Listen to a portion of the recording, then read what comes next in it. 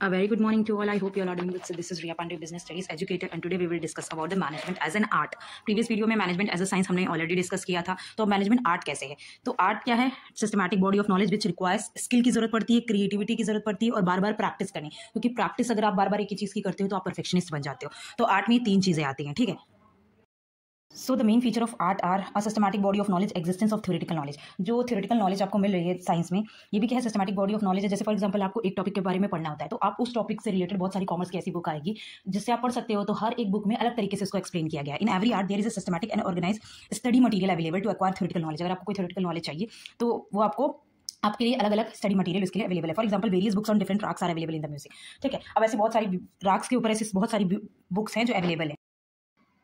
सो same as art, management भी एक systematic and organise body of knowledge है available which can help acquiring managerial studies. So ये वाला feature management में present होता है. ठीक है. Second one is personalise application. Personalise application होगी, देखो दो इंसान सेम सिचुएशन को दो अलग तरीके से डील करते हैं. That is called personalise experience. ठीक है. अब in the field of art only theoretical knowledge is not enough.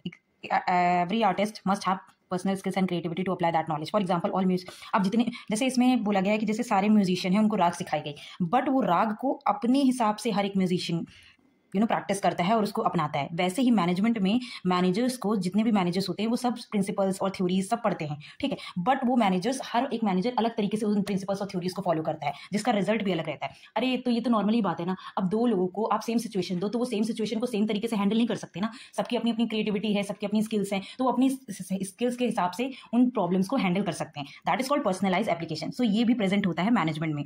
But their efficiency depends on how well they use these principles. अब उनकी एफिशिएंसी उस हिसाब से पता चलेगी कि उन्होंने उस प्रिंसिपल्स को, उस थ्योरीज को कैसे यूज किया है under different situation by applying personal skill. अब वो पर्सनल स्किल्स और क्रिएटिविटी के हिसाब से वो उस पर रिएक्ट करेंगे. सो ये वाला फीचर भी मैनेजमेंट में प्रेजेंट होता है.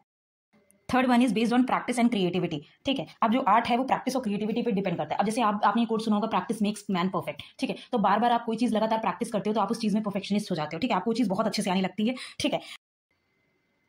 मान लो आप पहली बार टीचिंग किसी स्कूल में पढ़ाने गए, किसी कॉलेज में एज अ प्रोफेसर पढ़ाने गए, तो जब आप फर्स्ट टाइम पढ़ाते हो तो आपको थोड़ा सा नर्वसनेस फील होती है. बट आप 2-3 साल तक लगातार आप उस टीचिंग फील्ड में रहते हो, लगातार पढ़ाते रहते हो, तो आपका जो 2-3 साल बाद वो कॉन्फिडेंस है वो नेक्स्ट लेवल होता है. क्योंकि आप परफेक्शनिस्ट हो जाते हो. वैसे ही बहुत सारे जब भी हम स्कूल में जाते हैं या फिर कॉलेजेस में जाते हैं तो हमको अगर बिजनेस पढ़ाना भी होता है तो हमें 1-2 टॉपिक्स देखना पड़ता है. ठीक है. बट कुछ साल बाद ऐसा क्या होता है, बट हमारे जो टीचर्स थे, जो हमारे स्कूल के टाइम में पढ़ाते थे, जो ओवर एज हो गए थे, जिन्होंने 15-20 साल से वो चीजें पढ़ाई हैं, तो उनको बुक खोलने की भी जरूरत नहीं पड़ती थी. उनको पता था ये टॉपिक को इतना एक्सप्लेन करेंगे तो बच्चों को इतना समझ में आ जाएगा, क्योंकि वो प्रैक्टिस कर चुके थे. अब 4-5 साल से या फिर 10-15 साल से आप लगातार एक ही चीज पढ़ाते जाओगे तो वो सारी चीजें आपके ब्रेन में स्कैन हो जाती है, आपको सब चीज पता होती है, तो आप परफेक्शनिस्ट हो जाते हो, सब्जेक्ट के मास्टर्स हो जाते हो. तो वही एक फीचर आर्ट में भी होता है. जब आप प्रैक्टिस करते हो, क्रिएटिविटी प्रैक्टिस करते हो तो आप परफेक्शनिस्ट हो जाते हो. ऐसे आर्ट रिक्वायर्स क्रिएटिव प्रैक्टिस. ठीक है. आर्ट में आपको प्रैक्टिस करना पड़ता है. Art must add is creativity, theoretical knowledge he has learn same way with experience manager also.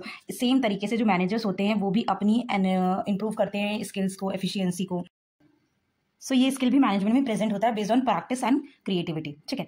अब आता है कंक्लूजन में. On comparing the features of art and management we find all the features of art are present in management. Art के जितने भी features हैं सब present होते हैं. ठीक है. Personalise experience based on practice and creativity और सिस्टमैटिक बॉडी ऑफ नॉलेज. ठीक है. So we can call management as an art of getting things done by others. मतलब लोगों से काम करवाना. ठीक है. Management both science and art.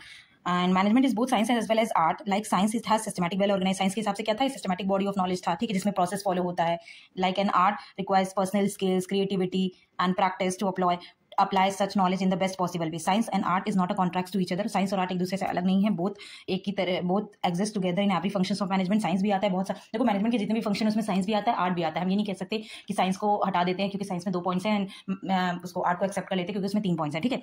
दोनों आता है और दोनों मैनेजमेंट को दोनों की जरूरत पड़ती है. ठीक है. Management is both science and art. As a science कौन कौन से फीचर्स होते हैं इसमें? सिस्टमैटिक बॉडी ऑफ नॉलेज है, प्रोसेस को फॉलो करता है, जैसे पॉजिटिव समझाया था ना आपको. Second one is principles are based on repeated experiments. अब जो साइंस में एक्सपेरिमेंट्स आप करते हो, ठीक है, टेस्ट करते हो, तो उसी से तो साइंस का मोस्ट इंपॉर्टेंट फीचर्स है. वैसे ही मैनेजमेंट में भी होता है. As an art systematic body of knowledge है, पर्सनलाइज एप्लीकेशन है. ठीक है. आप अगर एक स्किल 2 पर्सन को, बंदे को सिखाओगे तो वो दोनों लोग उस स्किल को अपने अपने हिसाब से उस सिचुएशन को हैंडल करेंगे अपने अपने स्किल के हिसाब से. ठीक है. Based on practice and creativity, बार बार प्रैक्टिस करते हैं. तो that is all about the management is both science and art. In next video we will discuss about the management as a profession. Thank you for watching this video. Stay tuned for the next video and kindly like and subscribe my channel.